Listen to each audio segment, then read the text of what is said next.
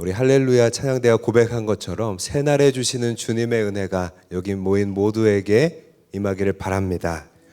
신년 감사주일 사랑의 교회 2부 예배 오신 여러분을 주의 이름으로 환영합니다. 제가 좀 안내의 말씀을 드리면요, 내일부터 수요일까지 저녁 7시 반에 이 자리에서 2026년을 시작하는 신년 부흥회가 열립니다. 오시는 강사님에 대해서 제가 좀 소개를 해드리고 싶은데요. 먼저 제가 참 존경하는 분이시고요. 목사님은 해외에서 목회를 오랫동안 하신 분이십니다. 해외에도 보면 유수한 그 한인 교회들이 많이 있잖아요. 예를 들면 미국 남가주에 미국에 있는 교포들의 대표적인 공동체가 있다면요, 중국에는 바로 상해, 그 상하이가 그렇다는 것입니다. 과거 기준으로 보면 8만 명이 넘는 우리 교포들이 상해에 거주했다고 하고요. 중국 속에 한국이라고 느낄 수 있는 한인 타운도 그곳에 있다는 것입니다. 이 상해의 대표적인 공동체인 상하이 한인 연합교회를 20년 이상 섬기신 분이십니다. 특히 우리가 성경을 읽을 때 우리가 알아야 할 중요한 주제 중에서 이 하나님 나라라는 개념이 있는데요, 성경 전체를 이해하기 위해서는 반드시 넘어가야 할 그 관문인데, 제가 아는 한 이 하나님 나라를 강해하는 데 있어서 엄경 목사님은 우리나라 최고의 권위자십니다. 그러니까 목사님을 모시고 우리에게 이번에 너무나 좋은 기회가 열린 것입니다. 무엇보다 새해를 여러분 힘차게 시작하려면요, 말씀을 풍성히 먹고 그 힘으로 일어나야 된다고 생각합니다. 아멘이십니까? 우리 함께 사모하는 마음으로 다 같이 말씀 부흥의 자리에 모일 수 있기를 축복합니다. 이 시간에 말씀이 생명이다라는 제목으로 신년 감사주일 메시지를 전하겠습니다. 여러분 한번 기억을 거슬러 올라가 보면요, 학교에서 새 학기를 시작하고 또 새 학급을 만나게 될 때 어떠셨나요? 기대가 되기도 하지만 한편으로는 두렵기도 한 거죠. 과연 잘 지낼 수 있을까? 또 부모님과 선생님 기대에 부응할 수 있을까? 올해도 잘할 수 있을까? 하면서요. 공인들은요, 더 큰 부담을 갖는다는 것입니다. 가수들은 새 앨범을 낼 때, 배우들은 영화를 개봉할 때 인기가 떨어질까 두려워하고요. 기업가들도요, 새로운 사업을 발주할 때 실패할까 두려워하는 것입니다. 잘못된 방법인데, 언론에 나오는 그 사건들을 보면요, 그럴 때 이 긴장을 좀 피해 보려고 프로포폴 같은 약을 의지하기도 하는 것입니다. 오늘 본문에도 새로운 시작을 앞두고 그런 두려움을 가진 사람이 있습니다. 여호수아입니다. 우리는 그를 흔히 장군으로, 용맹한 사람으로 알고 있잖아요. 그러나 여러분, 하나님이 지금 그에게 주시는 첫 마디가 무엇입니까? 강하고 담대하라잖아요. 우리가 답답할 때 어떻게 합니까? 좀 그렇게 얘기하죠. 그런 뉘앙스라는 겁니다. 좀 담대해봐라. 좀 담대해라. 좀 담대하라는 것입니다. 그러니까 두려워하고 있다는 반증이잖아요. 여호수아는 왜 두려워했을까요? 그의 앞에 놓여진 일이 있는데 다름 아닌 전쟁이었다는 것입니다. 그러니까 장난이 아닌 거죠. 근데 전쟁 안 해본 지 40년 지났다는 것입니다. 여러분, 안 한 지 40년 되면요, 그게 뭐든지 간에 감이 떨어지는 것입니다. 얼마 전에 그룹 사운드 송골매가 40년 만에 재결성을 했습니다. 40년 만에 비행이라는 제목으로 콘서트를 하는데요, 기타리스트죠, 배철수 씨는 물론 설레기도 하지만 걱정이 더 크다고 말한 것입니다. 팬들이 이번 공연 보고 혹시라도 실망할까 봐 두렵다는 것입니다. 송골매를 오빠라고 불렀던 팬들이었는데 이제는 오빠도 늙었네, 그렇게 걱정할 것 같다는 것입니다. 보컬인 구창모 씨도요, 20년 동안 음악에 손 놓고 살았다면서 그 공백에 대한 불안감을 얘기한 것입니다. 여호수아는요, 마치 그런 긴 공백 중에 있었던 일을 하게 됩니다. 이 전쟁을 잘하기 위해서 여러분 필요한 게 무엇일까요? 무기와 잘 훈련된 병사입니다. 근데 지금 그의 곁에 있는 자들이 누구냐면요, 광야에서 태어난 세대입니다. 이제 막 어른이 된 남자들이잖아요.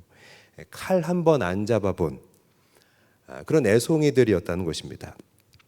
이러니 마음이 심란했을 거잖아요. 그런 여호수아에게 하나님이 주신 것은 무엇일까요? 오늘 7절 말씀 중간 부분만 보겠습니다. 시작. 나의 종 모세가 내게 명령한 그 율법을 다 지켜 행하고. 하나님이 주신 것은요, 율법, 말씀이었다는 것입니다.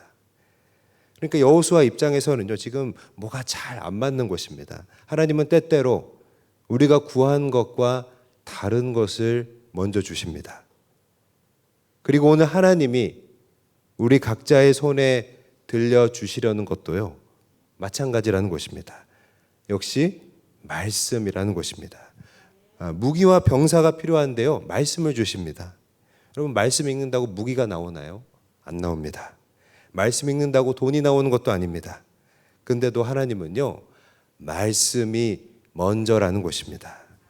전쟁을 해야 되는데 말씀 붙들라는 것은요, 마치 예상치 못한 일과 같습니다. 답답한 것입니다.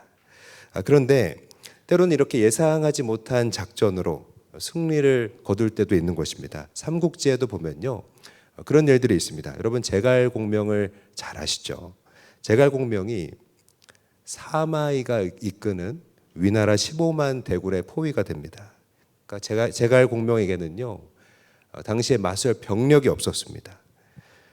그러나 그는 성문을 활짝 열어두는 것입니다. 그러니까 대단한 배짱이죠. 그리고 침착하게 성 위에 올라가서 검은고를 유유히 연주하는 것입니다. 실제로 성 안에는요, 아무런 군대가 없었지만 적장 사마이는 그런 제갈공명의 여유 있는 모습을 보고 겁을 먹고 후퇴하는 것입니다. 저 안에 들어가면 분명히 매복이 있을 거다라고 생각한 것입니다. 병법 중에 최고는요, 싸우지 않고 이기는 것이라고 합니다. 그런데 바로 제갈공명이 이 사마이의 허를 찌르고 그 어려운 일을 해내는 것입니다. 여러분, 이렇게 상대의 예상을 뛰어넘을 때 그 작전을 펴는 자를 지략가라고 말합니다. 여러분, 여호수아의 전쟁의 때에 새로운 시작 앞에서 무기와 군사가 아니라 말씀 먼저 붙들라는 하나님은요, 사실 승리를 주시려는 것입니다. 말씀에는요, 하나님의 지략이 담겨져 있는 것입니다. 역사 속에서 우리 개혁된 교회의 정신은요, 이렇게 오직 말씀, 솔라 스크립투라로 이어져 왔습니다. 여러분, 오직 말씀이라는 것은요, 말씀의 권위 앞에, 하나님 말씀 앞에 우리의 삶을 최우선적으로 따르게 하는 것입니다.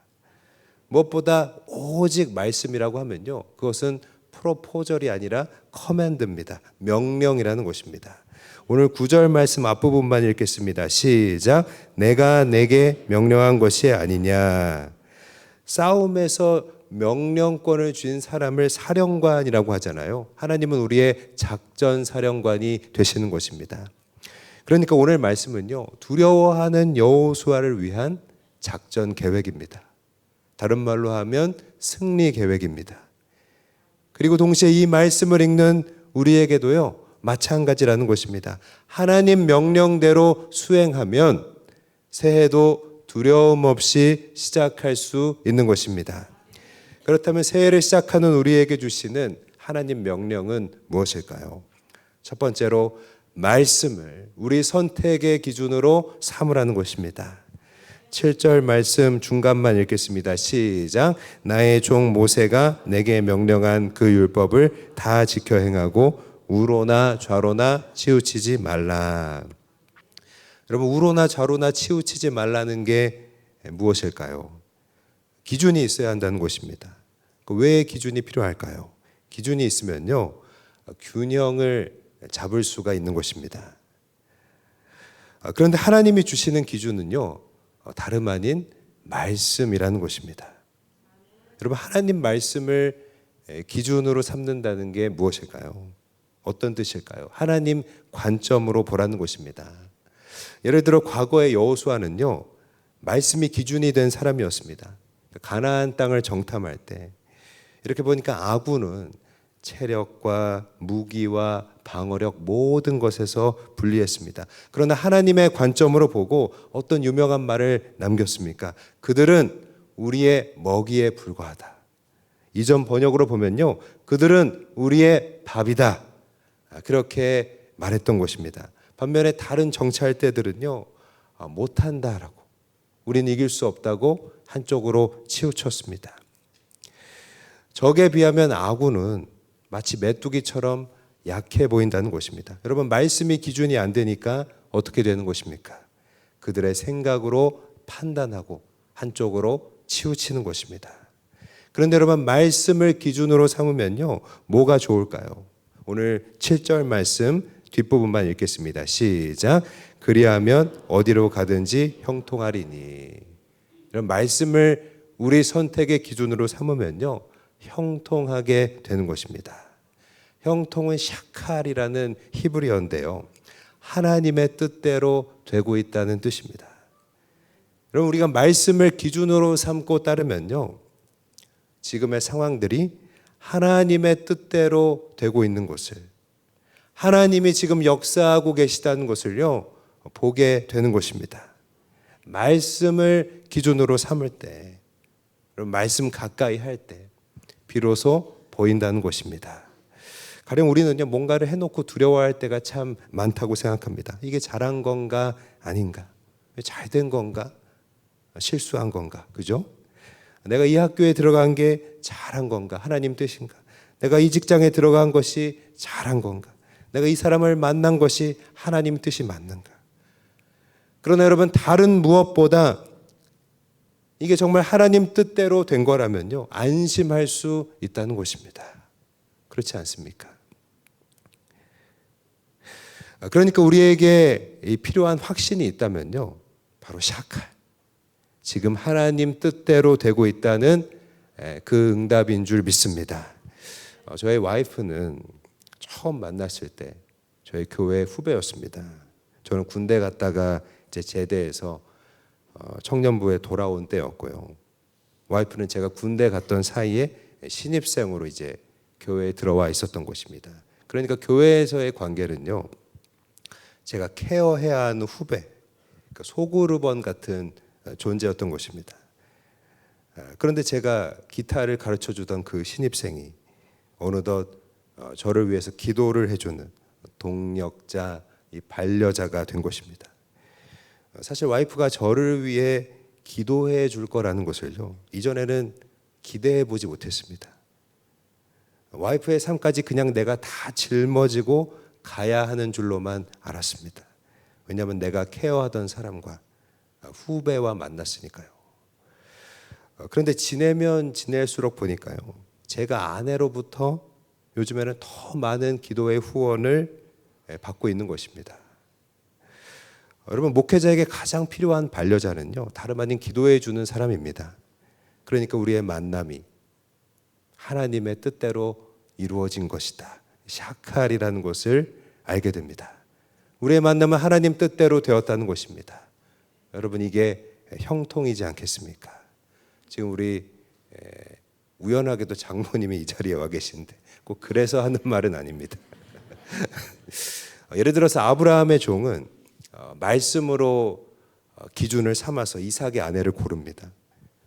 수월하지 않고 먼 길이었지만 하나님 말씀을 선택의 기준으로 삼았기 때문에 아브라함은요, 하나님이 며느리를 예비해 놓으셨다는 것을 확신하는 것입니다. 말씀을 선택의 기준으로 삼고 행동했으니까요. 여러분, 말씀을 기준으로 삼으면요, 우리에게 이런 확신이 생긴다는 것입니다. 그래서 이렇게 성사된 리브가와 이삭의 만남은요, 이 세상 구원자를 오게 하는, 이 세상 구원자를 예비하는 그 길이 되는 것입니다. 샤칼이죠. 하나님의 뜻대로 되는 것입니다. 여러분, 뭘 할 수 있습니까? 말씀을 가까이 하면요, 지금 나의 일들이 하나님 뜻대로 되고 있다는 것을 신뢰하게 되는 것입니다. 여러분은 말씀을 선택의 기준으로 삼고 계십니까? 이 말씀 중심의 반대는 무엇일까요? 나의 생각 중심입니다. 이 말씀으로부터 우로 치우치면요, 우리는 교만해집니다.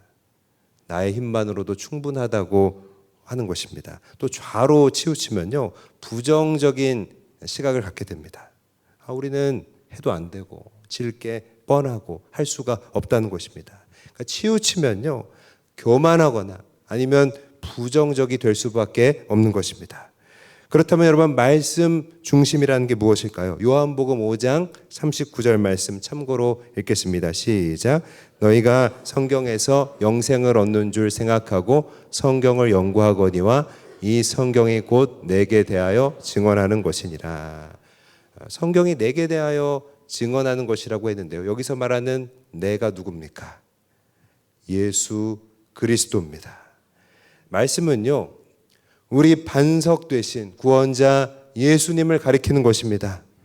그러니까 말씀 중심은요, 예수님이 우리의 중심 되시는 것입니다. 왜 여러분 어떤 것보다 먼저 이 예수님이라는 반석 위에 우리가 서 있어야 하는 걸까요? 우리 삶에는요, 반드시 어떤 형태로든지 상실이 다가오기 때문입니다. 여호수아에게도 상실이 있었습니다. 40년 이상 함께 했었던 그 모세의 상실이라는 것입니다.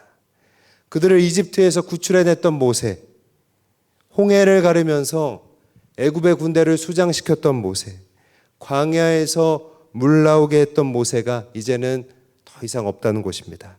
믿어지지 않았을 것입니다. 여러분, 무엇을 말합니까? 우리 삶은요, 시간이 지날수록 나를 지탱하고 있던 모든 것들이 하나 둘씩 무너져 내릴 수밖에 없다는 것입니다. 우리 누구에게도 예외가 없습니다. 뛰어난 기독교 작가인 제럴드 시처라는 분이 있습니다. 그는 눈앞에서 아내와 장모와 두 딸이 교통사고로 죽는 것을 목격했습니다. 이 트라우마는요, 그의 평생을 옭아맬 만큼 큰 충격이 되고 맙니다.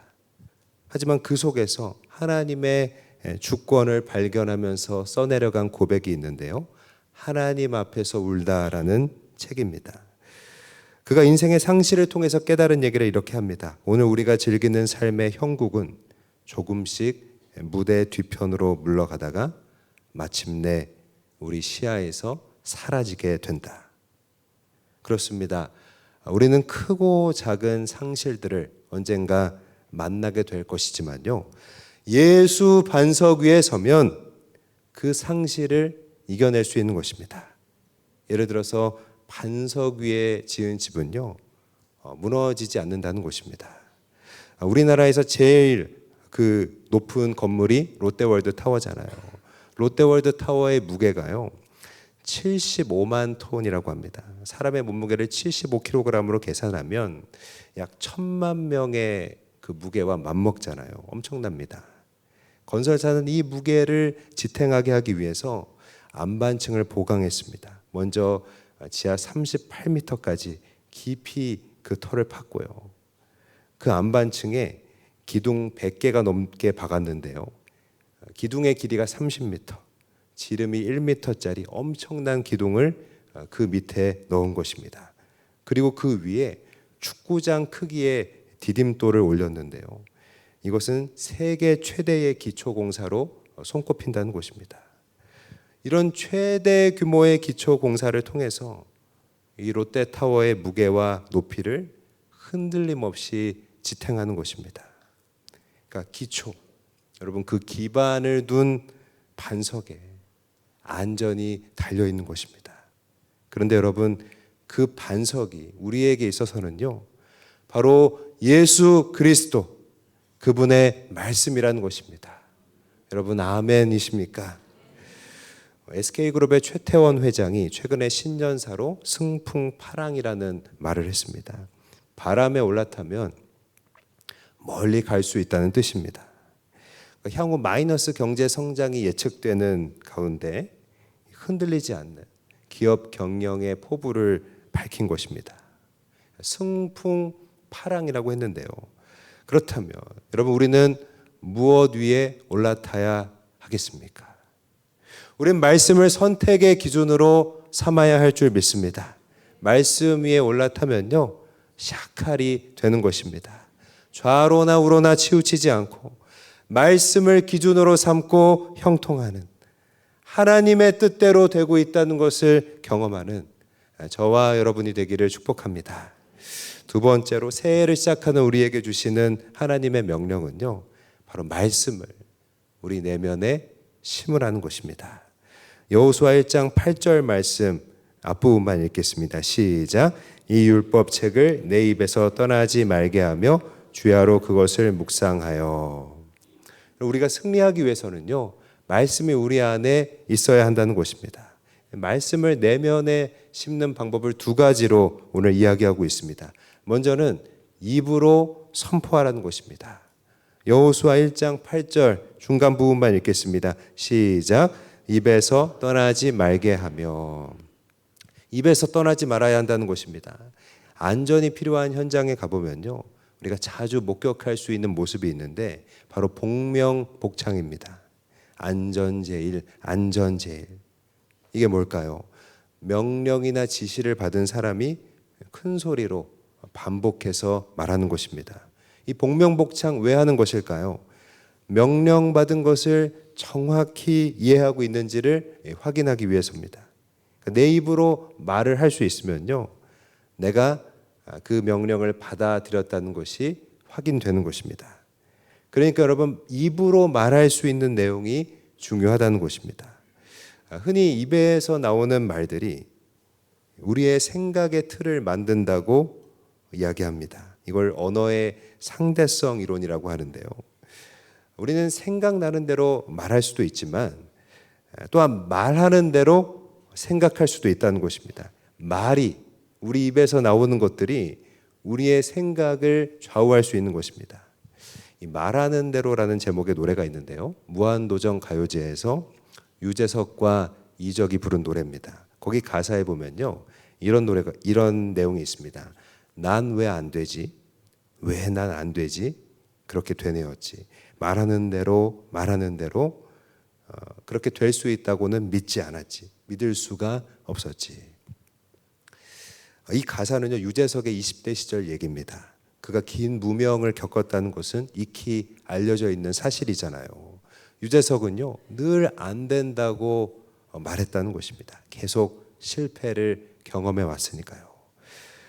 그러나 긍정적으로 말하기 시작했더니 그의 삶이 말하는 대로 생각이 조금씩 바뀌게 되고, 말하는 대로 조금씩 그의 삶도 바뀌었다는 것이 이 노래 후반부에 이어집니다. 그리고 시간이 지나서 지금의 유재석이 됐다는 것입니다. 만약 우리 입에서 나오는 것이 여러분 말씀이라면요, 말씀대로 생각하게 되는 것입니다. 욥기 19장 25절을 같이 읽겠습니다. 시작. 내가 알기에는 나의 대속자가 살아계시니 마침내 그가 땅 위에 서실 것이라. 여러분, 욥은요, 성경에 나오는 사람 중에 대표적으로 그 인생의 상실을 경험한 사람이잖아요. 건강과 자녀와 재산을 잃어버립니다. 그러나 그의 입에서 나오는 말씀을 보십시오. 구원자가 그의 인생을 건져주실 것을 말씀으로 선포하는 것입니다. 그것을 선포했더니요, 그것을 붙잡고 믿게 되는 것입니다. 마침내 고난받기 전보다 더 많은 축복을 받게 되는 것입니다. 시편 23편 1절 말씀도 한번 읽어보겠습니다. 시작. 여호와는 나의 목자시니 내게 부족함이 없으리로다. 시편을 날마다 소리내어 선포한 분의 간증이 있습니다. 무엇보다 이 시편을 입으로 선포하니까 마음에 큰 평강을 누리게 됐다는 거예요. 환경은 나아진 것이 없었지만, 계속적으로 어려운 상황 속에 있었지만, 시편을 입으로 선포하니까 다 참고 견딜 수 있었다는 것입니다. 무엇보다 마음에 큰 기쁨과 확신이 올라오는 것을 발견할 수 있었다고 합니다. 입으로 말씀 선포하는 것이 힘이 되니까 직장에서도 화장실에 앉아서 계속 시편을 선포했다고 합니다. 그 과정에서 놀라운 일이 있었는데요. 성경에 기록된 많은 은사도 선포하면서 체험하게 됐고, 예수를 믿는 것이 이론이 아니라 실제적인 증거와 체험으로 다가왔다는 것입니다. 여러분, 입으로 말씀을 선포하면요, 그 말씀이 내 안에 들어오게 되는 것입니다. 그러니까 선포가 입으로 반복돼야 합니다. 우리 입에서 끊이지 말아야 하는 것입니다. 어느 저명한 소아과 전문의가요, 연약한 그 아기들을 치료하는 특별한 방법을 가지고 있었습니다. 병원에서 회진을 돌다가 체중 미달 같은 병약한 아이의 기록표를 발견하면요, 늘 이런 처방을 써놨다고 합니다. 이 아기는 3시간마다 사랑을 받아야 됩니다. 그러면 3시간마다 간호사가 와서요, 어린아이를 그 침대에서 끌어내서 안고 흔들어주고 등 두들겨주고 뽀뽀해주고 그 얼굴을 바라봐 주는 것입니다. 그러면 그 아기는요, 반복적으로 사랑을 공급받고 힘을 얻고 더욱더 살아나게 되었다는 것입니다. 여러분, 반복해서 사랑해주면 신생아에게도요, 그 사랑이 내면에 심겨지는 것입니다. 사랑이 받아들여지고 힘이 되는 것입니다. 여러분, 말씀도 반복해서 선포하면요, 우리에게 심겨지게 되고 그 말씀이 우리의 생각이 되는 줄 믿습니다. 말씀을 입으로 선포하면서 그 말씀이 내 생각이 되게 하고 말씀으로 변화되는 저와 여러분 되시기를 바랍니다.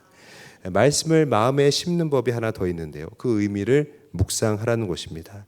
여호수아 1장 8절 말씀 중간 부분만 읽습니다. 시작. 주야로 그것을 묵상하여.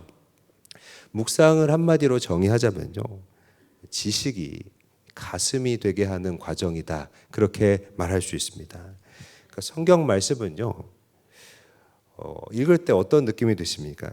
일반적인 말씀이기 때문에 거리가 느껴집니다. 나랑 무슨 관련이 있나, 그럴 때가 많잖아요.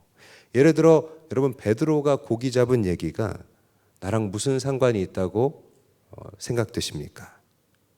처음에는 연관성을 찾기가 쉽지 않다는 거예요. 그런데 묵상이라는 과정을 통해서 머리의 지식이 가슴으로 내려오게 되고 삶으로 적용하게 되는 것입니다. 예수님 말씀에 순종하여 다시 그물을 내리는 베드로의 모습이, 그렇구나, 지금 나에게도 필요하구나, 여기까지 이르게 되는 것입니다. 그럼 머리에서 가슴까지는 30cm가 채 안 되지만요, 묵상하지 않는다면 가장 먼 거리가 될 수 있다는 것입니다. 소설가 김영하 씨는요, 이 묵상이라는 작업을 잠수함이라고 비유를 했습니다. 잠수함 타면 정말 깊은 곳까지 가게 되잖아요. 묵상하면 나를 저 깊은 곳에, 평소에 갈 수 없었던 곳으로 데려다 주는 것이 잠수함과 비슷하다는 것입니다. 묵상하게 되면 내가 이전에 몰랐던 의미를 발견하게 되는 것입니다. 묵상하는 방법이 무엇일까요? 말씀을 반복해서 읽고 쓰는 것입니다. 잠언 읽고 잠언 쓰자라는 책을 저술한 이 신은경 아나운서는요, 이런 고백을 합니다. 잠언을 읽고 쓰면서 세상 일에 바쁘게 사는 자신의 삶이 정리됐다는 것입니다. 성경을 읽고 필사하면서 빗물이 스며들듯이 그 받는 은혜가 정말 컸다고 하고요. 특히 말씀을 쓸 때 말씀이 외워질 정도로 묵상하게 되니까 그것이 말할 수 없는 은혜가 되었다고 고백하는 것입니다. 저와 함께 했었던 이 제자 훈련생의 탕자의 비유에 관한 묵상입니다. 그러니까 탕자를 안아주신 아버지를 묵상하니까 하나님 사랑을 발견하게 됐다는 것입니다. 하나님 사랑은 조건이 아니라 하나님 성품에서 흘러나오는 것이구나, 그것을 느끼게 됐다는 거예요. 그러니까 사랑은 하나님의 성품이라는 것입니다. 우린 하나님의 사랑이라고 그냥 추상적으로만 알고 있는데 그것을 묵상할 때 아버지가 탕자를 안아주시는 구체적인 장면으로 우리 마음에 심겨지는 것입니다. 그리고 나에게도 나에게도 하나님이 그렇게 하시겠구나 하는 것을 알게 되는 것입니다. 사랑하는 여러분, 묵상하면 깊어지는 것입니다. 말씀을 묵상하면요, 비로소 깨닫게 되는 것입니다. 예를 들어서 이번 학기에도, 이번 전반기에도 성경을 텍스트로 해서 함께 묵상하고 배울 수 있는 다양한 그 양육 훈련들이 준비되어 있습니다. 여러분 도움을 받고 또 함께 할 수 있기를 바랍니다. 세 번째로, 새해를 시작하는 우리에게 하나님이 주시는 명령이 무엇일까요? 하나님과 함께 하라는 것입니다. 여호수아 1장 9절 말씀을 같이 읽겠습니다. 시작. 내게 명령한 것이 아니냐. 강하고 담대하라. 두려워하지 말며 놀라지 말라. 내가 어디로 가든지 내 하나님 여호와가 너와 함께 하느니라 하시니라. 아멘. 여러분, 이 말씀은요, 약속의 말씀이잖아요. 하나님 여호와가 너와 함께 하느니라. 아멘이십니까? 승리에 대한 약속이라는 것입니다. 그런데 여러분, 이 말씀이 나오게 된 맥락이 더 중요하다고 생각합니다. 앞에서 살폈던 것처럼 말씀을 나의 선택의 기준으로 삼고 말씀이 내 안에 심겨졌을 때 비로소 이 복을 누릴 수가 있는 것입니다. 예를 들어서 마틴 로이드 존스 목사님이 쓰신 부흥이라는 아주 유명한 책이 있잖아요. 거기 나오는 얘기입니다. 이삭의 인생을 영적인 부흥에 조명하는 거예요. 아버지 아브라함의 우물들이 있었는데 그 우물은요, 블레셋 사람들의 시기와 질투로 다 막혀져 있었습니다. 하지만 중요한 사실, 우물 안에는 여전히 물이 있었다는 것입니다.